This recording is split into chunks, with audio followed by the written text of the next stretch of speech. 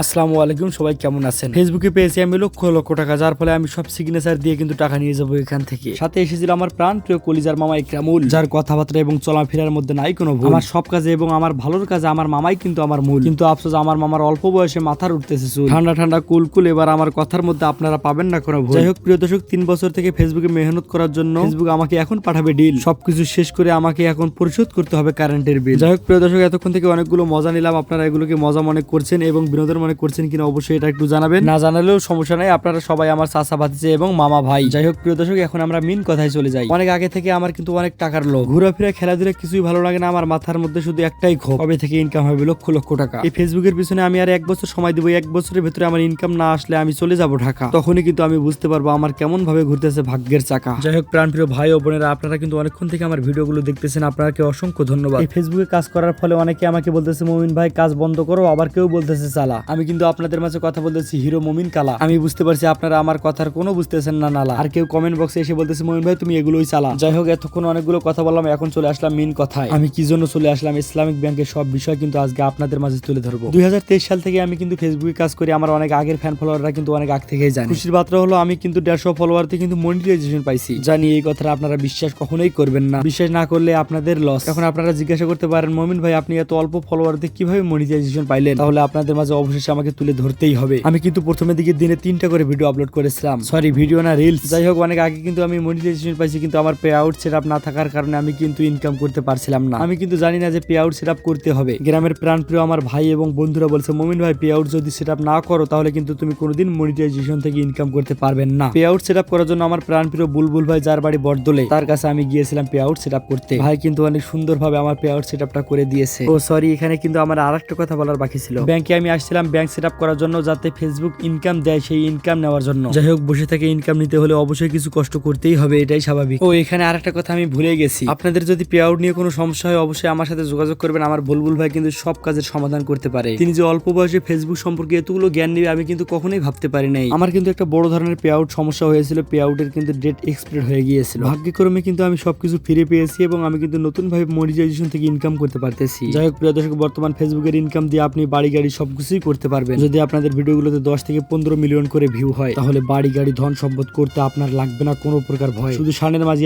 বসে থেকে আপনার জুতা করবেন ক্ষয়। যাই হোক প্রিয় দর্শক, আমি কিন্তু ফাজলামি করবো না এই কথা বলে কিন্তু আলোচনা শুরু করেছিলাম। আবারও কিন্তু অনেকগুলো শয়তানি এবং বদমাশি করেছি। ফেসবুকের ইনকাম দিয়ে আপনি কিন্তু কোনো সময় বাড়ি গাড়ি ধন সম্পদ করবেন এই কথা কিন্তু কখনো স্বপ্নেও ভাববেন না। বর্তমান ফেসবুকের ইনকাম শুনলে আপনার চোখ কপালে উঠে যাবে। আপনার চোখ কপালে ওঠার কোনো দরকার নাই, আমি সবকিছু ডিটেলস আপনাদের মাঝে তুলে ধরবো। ফেসবুকের ভিডিওর মধ্যে 4 থেকে 5,000 ভিউ হলে আসতেছে 1 টাকা মাত্র। ফেসবুক থেকে টাকা ইনকাম করে আপনি এটা করবেন সেটা করবেন এই আশা কিন্তু বাদ দেন, দিয়ে ব্যবসায় লেগে পড়েন। যাই হোক প্রিয় দর্শক, এতক্ষণ থেকে অনেকগুলো কথা বললাম, আমার কথার মধ্যে যদি কোনো ভুল হয় আপনারা কিন্তু ক্ষমার দৃষ্টিতে দেখবেন। আসসালামু আলাইকুম ওয়া রাহমাতুল্লাহি ওয়া বারাকাতুহু।